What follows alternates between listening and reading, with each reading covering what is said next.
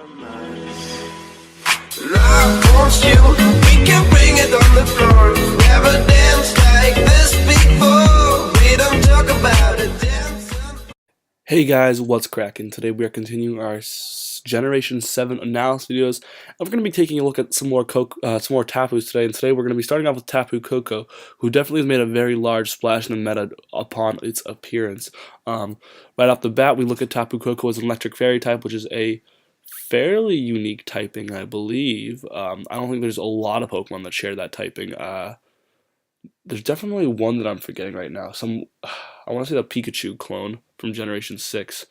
Probably, I don't even know. Anyways, so right off the bat, you see that 130 speeds, that obviously stands out to you, and as well as good mixed attacking stats at 115 and 95.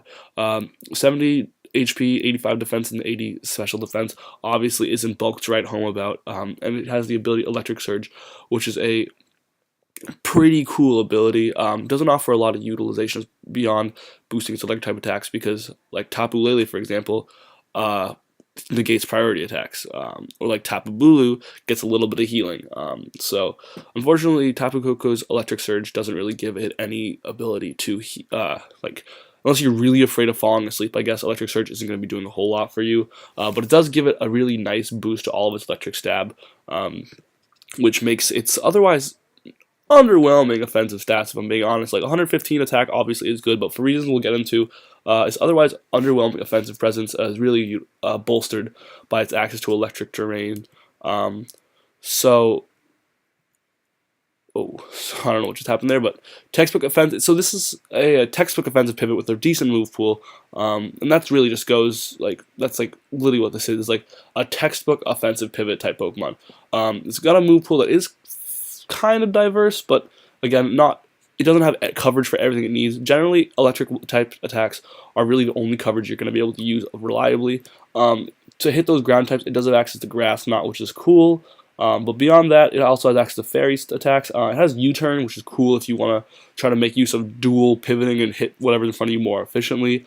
I don't know, probably Volt, which will generally be your best bet regardless, but it does have access to that in case you want to go down that route. It's easy to fit into almost any offensively oriented team, just because it's a textbook pivot. It hits hard, it's really fast, it comes in and out, so especially bulkier offense teams that can have Pokemon that appreciate a fast pivot, or I should say, not appreciate a fast pivot, Pokemon that can come in after a fast pivot to take that hit. Tapu Koko will pair really well with those type Pokemon, especially like bulkier wall breakers, I would say, most likely. It also isn't the worst defensive typing, honestly. It leaves it with, 2 weaknesses? Being Poison and Ground, I think. So it's a pretty good defensive typing. That it's unfortunate that it really can't take any hits, but that isn't really what it's trying to go for. So it is a cool typing, is all I'm trying to say. Finally, its only limiting factor is its inability to effectively utilize its attack stat. And what I mean by that is that Tapu Koko falls in this trap where it obviously has 115 attack and 95 special attack, so the 115 attack is what you're looking at when you look at Tapu Koko just on paper. However, when you look further into its move pool, you realize that its only physical electric type attack that's usable is Wild Charge, which unfortunately means that you really are limiting its, with a low HP stat, Wild Charge starts to really wear you down pretty quickly, and it's not even that strong to make up for the fact that you're killing yourself every time you use it a little bit. So Wild Charge definitely, it's tough because it does definitely hit a lot harder than the T-Bolt that you end up running, but you end up having to run special coverage, which is coming off of that inferior 95 special attack most of the time. But to be honest, that's the only thing I can say about Tapu Koko that limits it.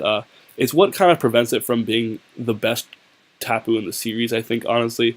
I would give it a pretty even tie with Tapu Bulu, maybe a slide edge with Tapu Lele obviously on top.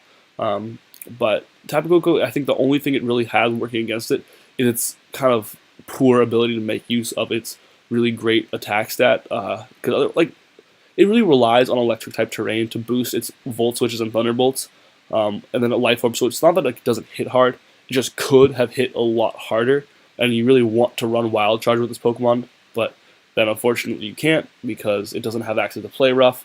It doesn't have access, so it doesn't have a physical Fairy type attack. Its only physical electric is Wild Charge, obviously, so you really are forced to run this thing special when you really would have rather ran it physical. And that's the only thing holding it back. That said, don't let that discourage you from using Tapu Koko, because it is definitely taking the meta by storm. I say that just to give you guys a full picture of what this Pokemon can and cannot do and what's holding it back from being top tier.